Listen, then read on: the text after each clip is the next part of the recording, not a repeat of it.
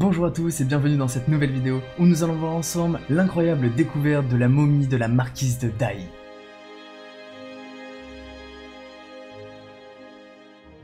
Tout commence en mars 1972, alors que la Chine est en pleine révolution culturelle. Des ouvriers vont faire alors une découverte totalement par hasard et incroyable. L'entrée du tombeau de la marquise, qui était inconnue et perdue depuis plus de 2000 ans.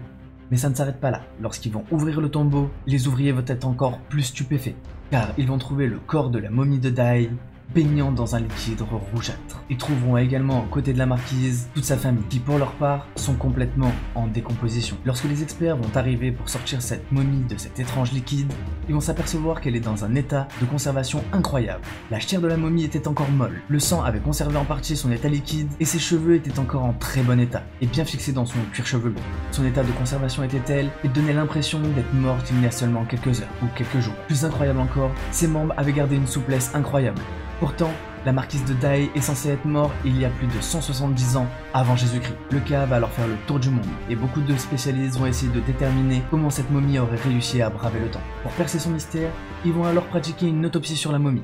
Et dès la première incision, les médecins légistes vont rester sidérés, car les organes sont restés dans un extrêmement bon état et son cerveau était quasiment intact. Le mythe de la momie s'est donc intensifié.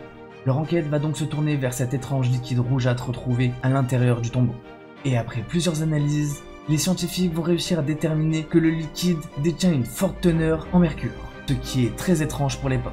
Certaines théories suggéreraient donc que c'est grâce au mercure que son état de conservation a tenu aussi longtemps, et que c'est un ancien élixir de jouvence qui a été perdu avec le temps. Et même si la plupart de ces théories ne tiennent pas, dans le cas de la marquise de Dai, on peut clairement voir que cette potion magique a fonctionné, car le corps est arrivé jusqu'à nous dans un état de conservation remarquable.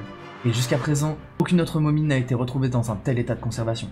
Après maintenant plus de 50 ans d'enquête, les scientifiques continuent à essayer de déterminer comment la momie aurait pu réussir à arriver jusqu'à nous dans un tel état de conservation. Les nouvelles analyses ont permis de déterminer que le cadavre était enveloppé dans plus de 20 épaisseurs de lin, de soie et de coton, fixés par 9 rubans. Mais ce qui était également remarquable, c'est que le corps aurait été lavé dans un mélange de parfum et de vin, qui aurait eu un effet antibactérien. Une fois momifiée, elle aurait été baignée dans plus de 20 cm de cet étrange liquide contenant du mercure. Mais malgré les recherches, personne n'a encore réussi à déterminer l'exactitude de ce liquide. Il nous faudra alors peut-être encore de très nombreuses années avant de découvrir une méthode aussi efficace que celle de la marquise de Dai pour obtenir un état de conservation des corps sur une aussi grande durée. Mais peut-être qu'en découvrant la composition de ce liquide, nous découvrirons également l'élixir d'éternité.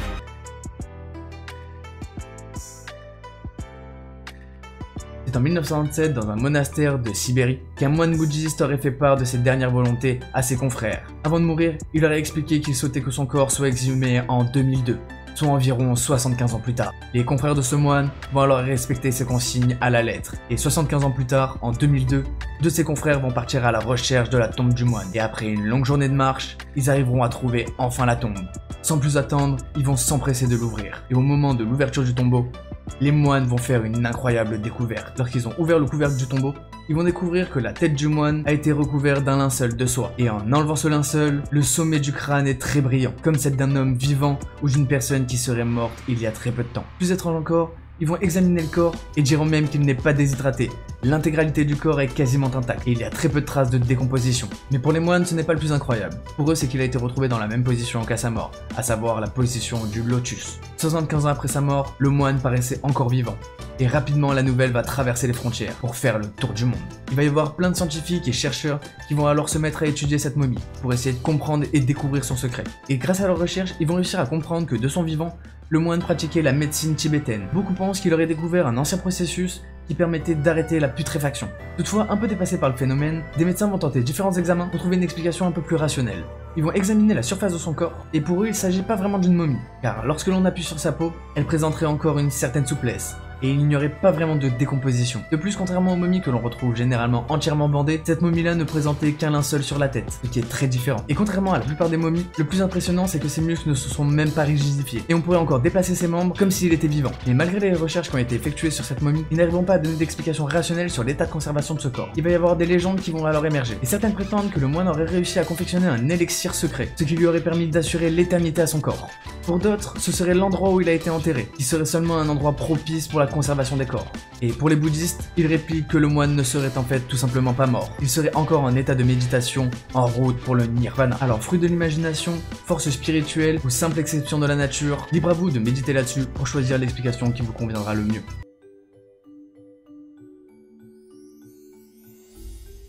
C'est dans la péninsule de Yamal, en Russie, à seulement quelques kilomètres du cercle polaire, que cette incroyable découverte a été faite. C'est en mai 2007 qu'un éleveur de rennes va faire une incroyable découverte, au bord d'un lac gelé. Il va découvrir un bébé mammouth congelé depuis plus de 40 000 ans. Et c'est alors qu'une incroyable aventure scientifique va commencer pour définir son origine.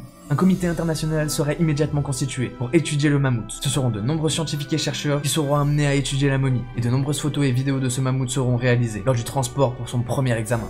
La découverte est fabuleuse et unique à l'époque. On peut observer un mammouth en parfait état. C'est la première fois que des chercheurs peuvent observer un mammouth dans un tel état de conservation. Toutes les personnes qui ont étudié ce mammouth s'accordent pour dire qu'ils n'avaient jamais réussi à avoir un spécimen aussi remarquable. Le corps était quasiment intact et leur a permis de réaliser de nombreuses études et recherches pour mieux comprendre cette espèce perdue. Ils vont baptiser ce bébé mammouth Liuba pour rappeler le prénom de la femme du paysan qui l'a découvert. Le plus extraordinaire, c'est que le bébé mammouth a encore ses cils, ses lèvres et même ses coussinets. Liuba va tout d'abord partir au Japon pour passer des scanners avec une technologie très poussée.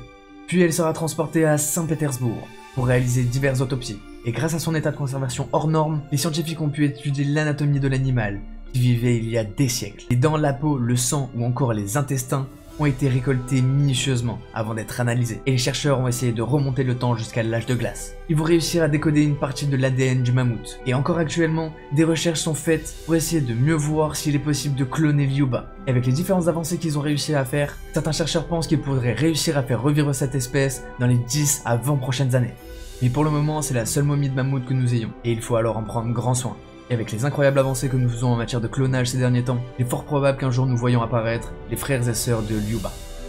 Et voilà, c'est déjà la fin de cet épisode, j'espère que ça vous aura plu, n'hésitez pas à me le dire dans les commentaires et si vous avez d'autres sujets comme ça que vous voulez que je traite dans mes prochaines vidéos. Si vous êtes intéressé par les incroyables découvertes archéologiques, vous pouvez aller voir mes autres épisodes, vous pouvez liker, partager et vous abonner. Nous on se retrouve dans une prochaine vidéo, c'était Kiko on Fire, peace out.